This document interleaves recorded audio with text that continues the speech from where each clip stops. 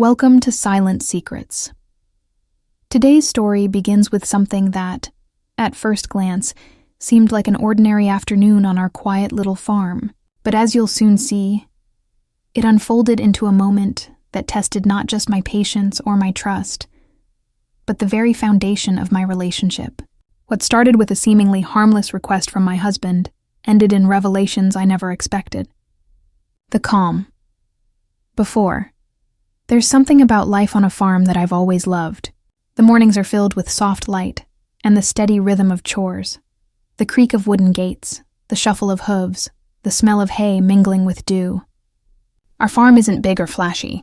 It's modest, tucked away from busy roads and noisy towns, but it's ours. And for me, it's always been a place of peace.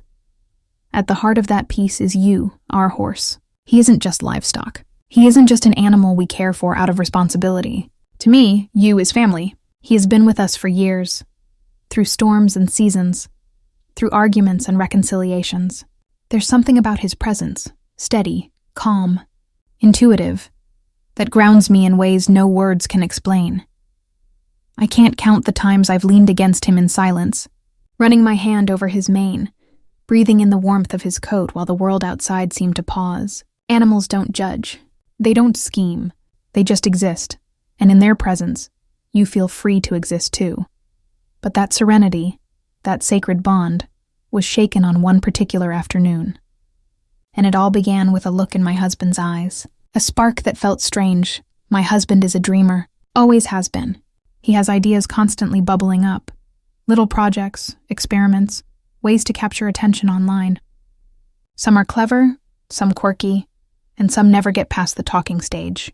Usually, I admire his enthusiasm, even when I have to be the practical one to balance it out. That day, though, something about his energy unsettled me. His eyes had a spark I hadn't seen before. Not just excitement, but something sharper, more insistent. When he approached me, there was a smile tugging at his lips, the kind he wears when he thinks he's onto something big. "I have an idea," he said, almost breathless. I remember chuckling softly, expecting him to describe some new feeding routine or a funny skit he wanted us to film with you. Maybe even a creative video for social media. That wouldn't have surprised me. But as he went on, my smile faded, because the more he explained, the clearer it became. This wasn't one of his harmless plans. This wasn't just quirky fun. It was something that immediately made my chest tighten. The weight of doubt. I stood there listening, trying to keep my expression calm. But inside, I felt unease spreading through me like ripples in water. He described his plan with such confidence, such conviction, like it was the most natural thing in the world. He kept saying phrases like, "This will grab people's attention. No one's done something like this before. Trust me, it'll be amazing." But trust doesn't erase instinct, and every part of my instinct was whispering, "Something is wrong." I glanced at you. He was standing nearby, quiet as always, but even he seemed alert. His ears flicked back, his eyes shifted between us, as if he could feel the tension forming in the air. Animals always know. They sense what we can't always admit. I looked back at my husband. "What exactly do you want me to do?" I asked, keeping my voice steady. He smiled reassuringly, but there was hesitation buried in it. "Nothing too crazy. Just be natural. You and the horse. That bond you two share, it'll show on camera." Camera. That was the word that lodged itself in my mind like a thorn. He had already set up his tripod. The little red light blinked faintly. He'd been preparing this before he even told me. Pressure. Behind the lens, the barn was dim, shafts of sunlight slipping through cracks in the wooden walls. Dust floated in the beams like tiny golden sparks. Usually it was my sanctuary, but with that camera staring at me, the air felt heavier. He was calm, moving with focus as he adjusted angles and checked the lighting. Meanwhile, I felt restless, every breath shallow, every muscle tense. I watched him work, realizing this wasn't a spur-of-the-moment whim. He had thought this through, planned it, and he hadn't included me in any of that planning. That, more than anything, made my stomach twist. We've always been a team.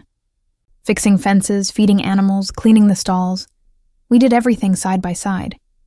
So why did this suddenly feel like something he was steering alone? Between trust and resistance, I stepped closer, hesitating. "Tell me again what we're doing." He didn't answer directly, just looked at me with that same insistence. Trust me, 2 words. Once they brought me comfort. Now they felt like pressure. I wanted to believe him. I wanted to lean into that trust the way I always had. But doubt is a stubborn seed. Once planted, it grows roots fast. You shifted beside me, restless. I laid a hand on his neck, trying to calm him and myself. But the truth was clear. Neither of us felt settled. The shift, and then it happened. A sound so small yet so earth-shaking to me. A faint click. I froze. My eyes darted to the camera. The blinking light had changed. It wasn't just recording anymore. He had gone live. My throat tightened. Wait, are we live? My voice cracked sharper than I intended. He didn't look up, just adjusted the tripod and muttered quickly, "It's fine. Just keep going. You're doing great." No, I wasn't. Because I hadn't agreed to this. He had made the decision for me. He had stripped away my choice. I raised my voice. "You went live without telling me?" This time he glanced at me. And for the first time I saw it clearly.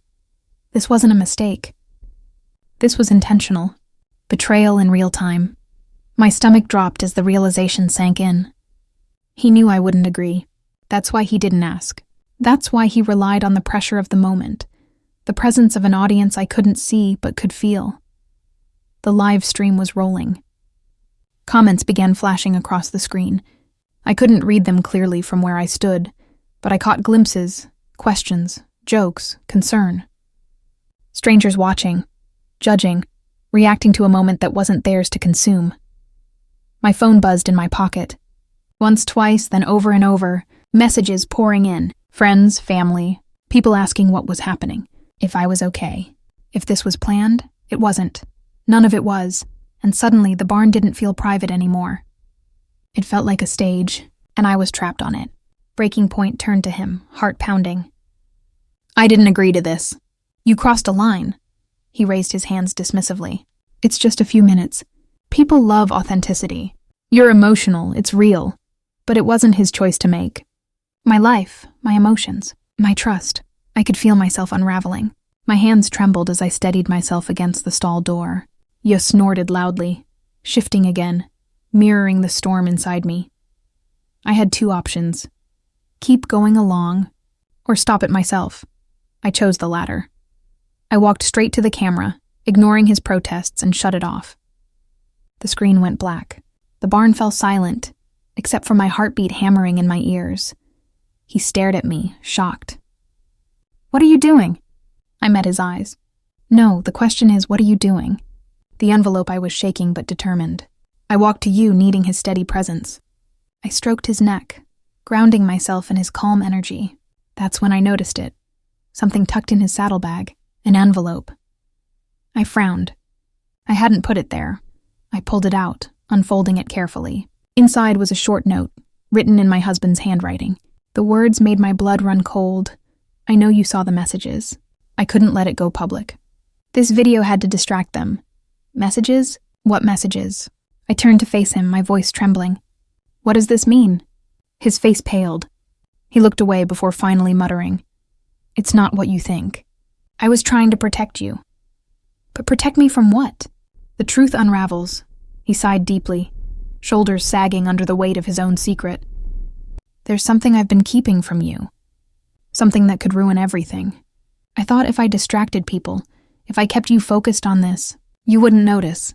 Tears welled in my eyes. Betrayal layered upon betrayal. This wasn't just about the live stream. It wasn't just about pushing boundaries for attention. There was something deeper, something hidden. Trust shattered in that moment, like glass dropping to the floor. The aftermath. We stood in silence for what felt like hours, though it was only minutes. The weight of his choices hung between us, heavier than anything I'd ever felt. That night, we talked. Long, painful, necessary conversations. And eventually we agreed on one thing. We needed space. Space to think, to heal, to decide what trust meant to us now. In the weeks that followed, the farm remained the same. You was still steady. The chores still needed doing. The sun still rose and set, but inside I felt different, wiser, guarded, changed. The video was never uploaded, and in the end, I realized something important. Not every story needs to be shared. Not every moment belongs to an audience. Some stories, like this one, are lessons. Lessons about love, trust, and the lines we should never cross.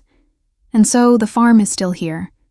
You is still here. I am still here. But the bond between my husband and me, that will take time to rebuild. Because sometimes, the hardest part of love isn't the fights or the flaws. It's the betrayal of trust.